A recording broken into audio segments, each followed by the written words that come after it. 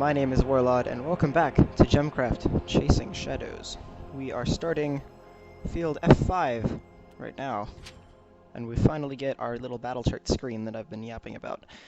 Make your battles more challenging and more rewarding with battle traits. Traits give a huge XP multiplier as well as better chance for more rare talisman fragments. Each trait adds a monster wave.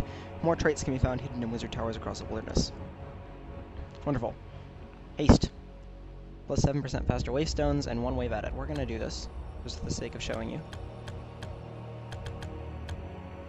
And you'll notice that adds a 0.3 to the XP multiplier. So we can get started. Looming difficulty. There will eventually be 3 difficulties to choose from, but right now we just have normal battle values. And we get 30% additional percent for each one of these. So let's start. That's a wonderful method to customize difficulty, and it's a great way a developer can add in it's as hard as you want it to be sort of thing. More achievements. Gem socket and amplifiers don't shoot, but boost gems in adjacent towers and traps instead. You can build a strong point with several amplifiers, skill required, surrounding a single tower, giving a huge range bonus. Okay. So we're going to move this over here, and we're going to duplicate it. We're going to stick those in there. Now, in this field, we're introduced to a lot of new elements on the battlefield, namely stuff pre-built for you that isn't towers and traps and just walls. There's also structures. So we have here, I'll build a tower there in a second. There we go. Okay, we have monster nests, which are places monsters can emerge from, and we can actually destroy them with gems and towers, so we'll do that shortly. I'm going to combine this gem here with a suppressing. I said combine this gem. Oh, we don't have the mana.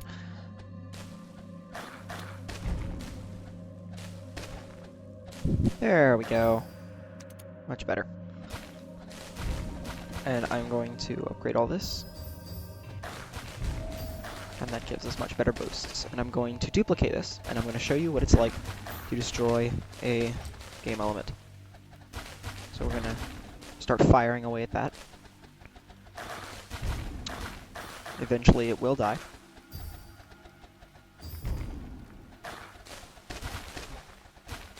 La-di-da. La-di-da-di-do. Oh, 100 XP, how lovely. Now this monster nest was destroyed, so that means that we got the XP bonus that it said we would. Achievement unlocked. And monsters can no longer come out of it. They will only come out of other monster nests if they're still alive, or the edge of the map. So that's the advantage to getting rid of those. It's a very good advantage. And we're almost done with the level already. Not enough mana. No. We'd get there. There we go. Plus 47 XP and a field token. Well defended. 1,100 XP. 5 Shadow Cores, achievements galore, and corner fragment. But for now, we're going to play endurance mode. We're going to start it. Now, this is a great time to look at these little things here and how they shoot. Gems have a range for their damage. As you can see, 74, 238, range 8.1, but they also have range for damage as well. And they have a shots per second little stat when they're in towers. All these stats are relative to whatever they're in, of course. And then they have amplified effects. Because they're dual gems, they do get more damage, or this one because it's a dual gem. It's a combination of 2 different kinds. It's a combination of our cyan, which is a suppressing, new kind right here. And there's also slowing, which slows them down. It's a combination of those two. Or, excuse me, purple. These are slowing, but they don't give their effect. So this gem reduces armor level, like we saw armor tearing, and it suppresses healing by 211 HP a minute. That's incredibly valuable for enemies that have a high healing value. So if this hits them, suppresses healing by 211 HP a minute, heals 176 hit points a minute, this monster will no longer heal. And that's incredibly valuable.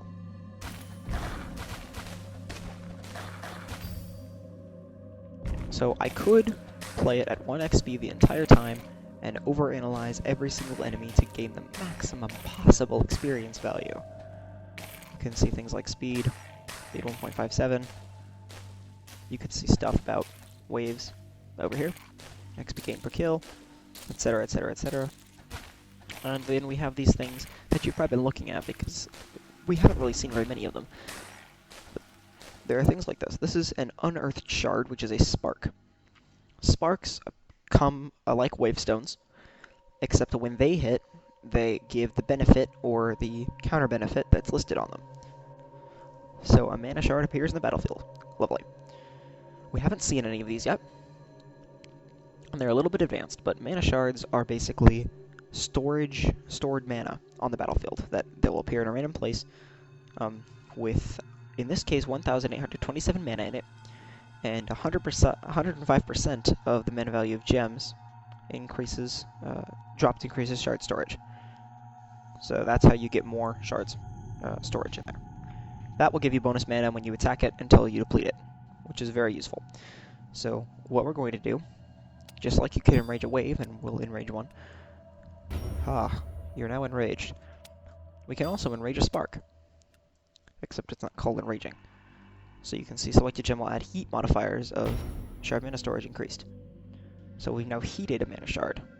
There's two different things there. We didn't get the achievement for it because it wasn't during an actual game.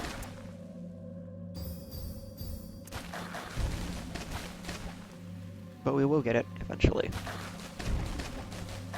So we took out the special wave there. I'm going to build another tower here. And it'll have just those two amplifying it, but it should still be enough. We're going to see if we can raise 5k mat. Now you can see our shard just appeared. So what I'm going to do, I'm going to stick that there. I'm going to build an armor tearing gem and I'm going to put it in there. And it will start attacking the shell. It'll have shell thickness, and then it will start draining mana from there to put directly into our source of mana, our mana pool.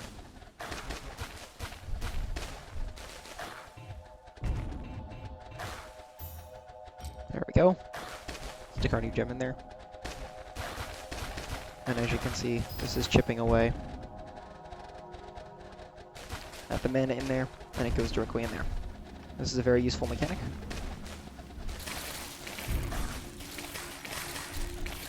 Lots of enemies, we won't survive much longer. So what I'm going to do is I'm going to move this over here.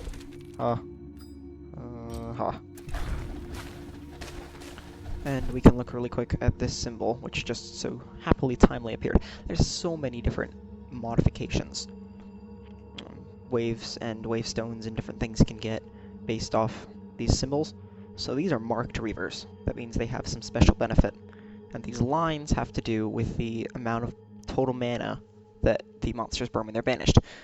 This monster has a set amount of banishment cost, 185. These monsters have a set amount of banishment cost, 143. These burns 4.9% of total mana when banished. If the banishment mana cost is 139, but we have a ton of mana, then it will just take 4.9% of that mana for every monster from wave 31 that's banished every single time. So that's what that mark means. This one gives them one initial shield.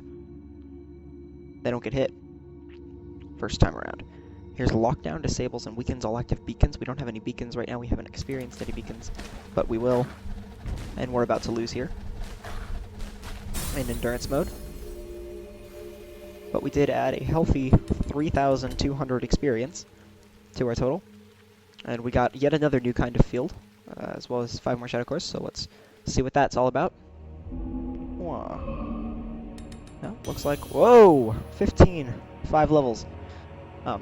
Looks like we won't be covering field I1 right now, and we're already about at time, but we will cover F6 next time, and then we will cover I1 because F6 has appeared, and it's a new and amazing kind of way to present the levels.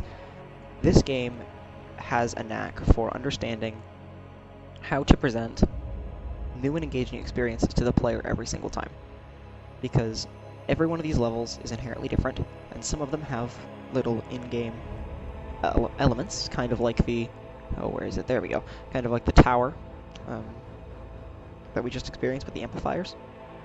We'll be able to build amplifiers eventually, but for now we have to rely on the level, as well as that monster nest we encountered. Those two things are very useful to the player to, get rid of as quickly as possible, but they also present an engaging experience. We've already upgraded damage to giants, so I think we're going to go for this new frag. Oh, more damage to giants, okay. We just have a lot of giant damage happening here. I guess now's a good time to go over this, since we have a little bit more time. This edge fragment has a very high rarity, it's a rarity of 18. So it's a different color because it's got a higher level. I believe it's a different color for every 10 rarity you go up. And this one has some advanced stuff. Faster orblet rollback. We don't know what orblet rollback is. I'll cover it eventually. But for now, I'm going to leave that alone. And you can see it's very expensive to upgrade. This rarity fragment is pretty rare. Or this inner fragment is pretty rare. It's a rarity of 8. So for this color, that's pretty good. And we have rarities of 2 and 3 here. So the lower the rarity is, the fewer upgrade levels you'll get. You see this one's got 3. And generally the worse the benefits will be, and the cheaper they'll be to upgrade. So, and you can see the salvage value. So if we were to do this, like I mistakenly did last time, we would get 8 back from that, and 6 back from that, and 4, and 2 and 3, and so forth. So we're going to upgrade this one. And we were able to upgrade it twice with our Shadow Cores. 5% more damage to giants. How lovely. So, combined effects, 13% damage to giants. Additional. Not that we've encountered any. I believe we haven't. I might be wrong, but I don't think we have. So, we will hopefully be able to see those eventually. Let's see if we can find any giant achievements to see what we've done. Kill a giant with 1 shot, kill a giant with a beam shot, kill a possessor. Okay, so we don't know if it's kill the giant. And this really doesn't help us very much. Okay, so I don't think we've encountered any. I will point them out if I do see them, but otherwise, I will see you all next time when we tackle field F6. There's a music swells in the background. Bye, guys.